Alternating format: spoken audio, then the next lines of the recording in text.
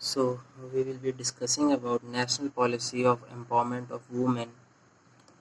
National policy of empowerment of women के बारे में हम लोग डिस्कस करेंगे. This policy was basically in introduced in 2001. 2001 में इसको इंट्रोड्यूस किया गया था. इसका जो बेसिक गोल था वो ये था to bring about the advancement of development and empowerment of women. Basically जो वुमेंस थी, वुमेंस की हालत जो थी, हमारे जो पास्ट है, पास्ट जो हमारा कल्चर है या फिर पास्ट जो हमारी हिस्ट्री है, उसमें बहुत ही अच्छी प्रीडोमिनेंटली बहुत ही अच्छी नहीं थी.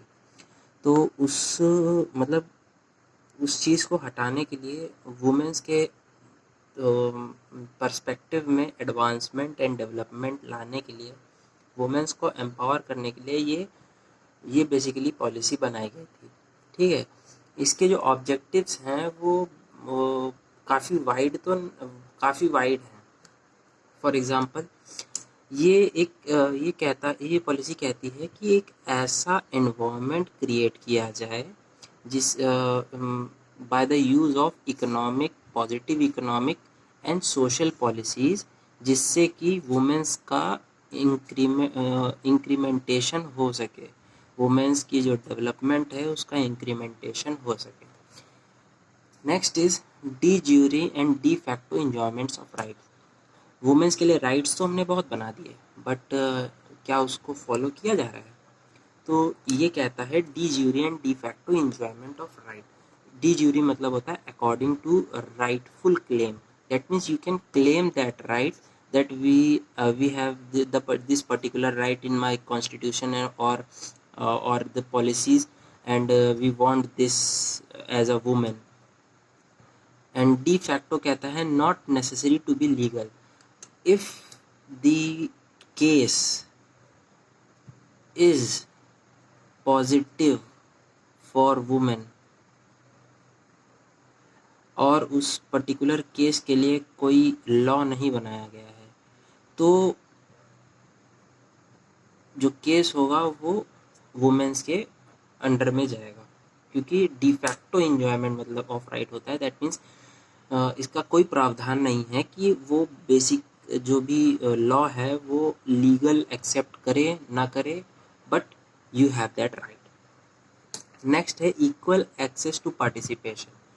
पहले क्या होता था कि मतलब कोई भी जॉब करना होता था, मतलब इंडिया में ऐसा माना जाता था कि womens are to be worked at home as household workers and the men's are born to work outside and make money. तो इसमें क्या है, इक्वल एक्सेस दिया गया, participation in working and everything. Like equal access दिया गया उन्हें health care में. गवर्नमेंट प्रोवाइड करेगी दोनों को, मतलब वुमेंस को भी एज वेल एज मतलब ईच एंड एवरी पर्सन को हेल्थ केयर प्रोवाइड करेगी. और वुमेन एजुकेशन के लिए अलग अलग प्रावधान बनाए गए. वुमेंस को एजुकेट करने के लिए अलग अलग लॉज बनाए गए. उनके कैरियर डेवलपमेंट करने के लिए अलग अलग पॉलिसीज़ बनाई जाती हैं. ये strengthen legal system eight elimination of all forms of discrimination. Women's को स्पेशल पावर देनी है और उनको डिस्क्रिमिनेट नहीं करना है.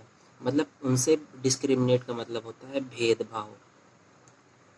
तो मतलब हमारा जो लीगल सिस्टम है उसको स्ट्रेंथन करता है. मतलब ये पॉलिसीज जो हैं इनका यूज़ करके जो हमारा मतलब ये एम्पावर करते हैं, स्ट्रेंथ कर मतलब ऐसा करना है कि लीगल सिस्टम हमारा थोड़ा स्ट्रेंथन हो और एलिमिनेट कर सकें हम लोग ऑल फॉर्म्स ऑफ डिस्क्रिमिनेशन. मतलब वुमेन और मेन में कोई भी भेदभाव नहीं होनी चाहिए, कोई भी डिस्क्रिमिनेशन नहीं होता. इक्वल अपॉर्चुनिटीज़ होनी चाहिए सबके लिए, और जॉब्स में इक्वालिटी होनी चाहिए. ठीक. चेंज इन सोशल एटीट्यूड मतलब एक सोशल एटीट्यूड में चेंज आना चाहिए. दैट मीन्स सोशल एटीट्यूड कैसे कह सकते हैं आप लोग? For example society. For example एक पर्टिकुलर सोसाइटी का ये मानना होता है कि मतलब जैसे मान लीजिए आप पुराने ज़माने में रह रहे हैं और आप राजस्थान साइड में रह रहे हैं. तो राजस्थान में गर्ल चाइल्ड का बर्थ होना बहुत ही बुरा माना जाता था पहले। तो मतलब एक पूरी सोसाइटी का जो एटीट्यूड है उसको थोड़ा चेंज लाने के लिए वर्क कर सकते हैं इस पॉलिसी का यूज़ करके। जेंडर पर्सपेक्टिव भी उसी के अंडर में आ जाता है कि at the time of birth पहले क्या होता था कि मतलब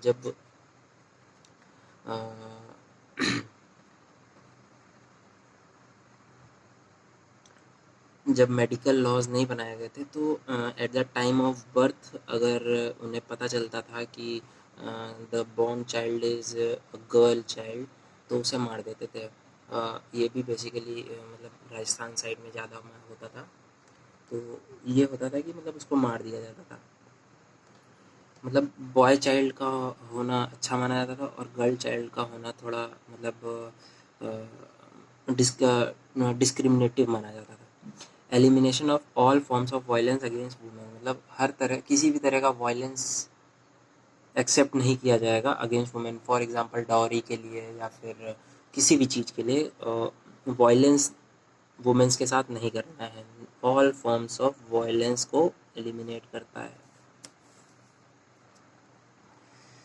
इक्वल पार्टनरशिप, हर चीज़ में इक्वल पार्टनरशिप होनी चाहिए। फॉर एग्जांपल लैंड, अगर एक फैमिली है वो मतलब एक फादर है, फादर की दो लड़के हैं और एक लड़की है, गर्ल चाइल्ड है, ये बॉय है, ये बॉय है, तो इसकी जो भी प्रॉपर्टी होगी आफ्टर हिज डेथ और एनीथिंग, गर्ल कैन क्लेम